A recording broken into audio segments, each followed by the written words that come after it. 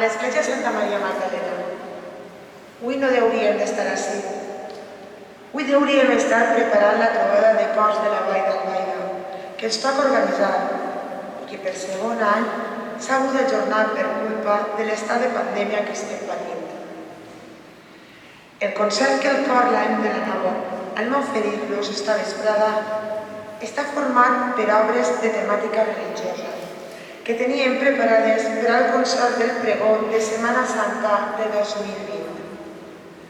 Com tots sabeu, a poc anem tornant a la nova normalitat i si bé enguany ja s'ha pogut celebrar en l'església els actes litúrgics de Setmana Santa, no s'han fet tots els actes populars o que més gent concentra per complir amb les mesures de prevenció que ens marquen les autoritats sanitàries. Ara ho podem fer dins del que cal i hem decidit que, com la música alegra l'espírit, anem a intentar crear aquest estat de benestar que la música coral transmet. Les obres que conformen el repertori d'aquesta nit les hem agrupades per similitud musical i són les següents. Primerament, cantarem Signore della Cimi, de Giuseppe De Marzi, per situar la veu. Continuarem amb dos arranjaments de Moisés Bautista, de dos temes molt coneguts, el Santo i el Padre Nuestro. Seguidament, cantarem dos temes del reconegut autor de cançons de Pizet, Jacques Percier, Nada te turbe i Ubi Caritas. Continuarem amb Scava Mater i Anima Christi, de l'autor italià Marco Frisina, i que avui estrenem per a tots vostès. En acabar, aquestes dues obres seran les cançons del nord-americà Jerry Estes Free Contemporary Latin Settings, les que ompliran de notes modernes els nostres oïts. Aquesta obra té 3 moviments: Kyrie, Adoramos Te i Gloria in excelsis Deo. Dues estrenes continuaran el repertori: Ave Maria, de Franz Schubert, i el Benedictus, de la Missa Brevis de Jacobo de Hahn. I finalment, interpretarem la versió de la saeta que el nostre mestre ha arranjat sobre un poema d'Antonio Machado, musicat per Joan Manuel Serrat. Per així, sense més preàmbuls, els deixem amb el cor de l'agrupació Escola Musical La Nova Melodia, dirigit pel seu mestre director, Juan Miguel de Raza Samper.